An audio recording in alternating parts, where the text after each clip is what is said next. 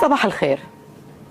امبارح شفنا الإعلامية المصرية ياسمين عز وهي عم تتناول بطريقة مستفزة المرأة اللبنانية وعم تستهزئ بالأكلات اللبنانية، ونحن أكيد ما تعودنا أبدا نرد على قلة الأدب وقلة التهذيب بنفس الطريقة.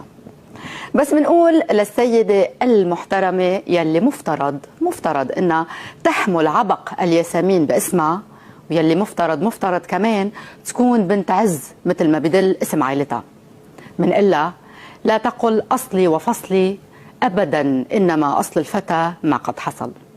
لا الفراعنة وتاريخهم المجيد هن يلي جعلوا المصريين بصميم قلوبنا، ولا الفينيقيين وإرثهم الكبير هن يلي يخلوا اللبنانيين يفيضوا محبة على إخوتهم المصريين. محبتنا لمصر ست الدنيا ولشعبها خلقت معنا وربيت معنا ورح تبقى معنا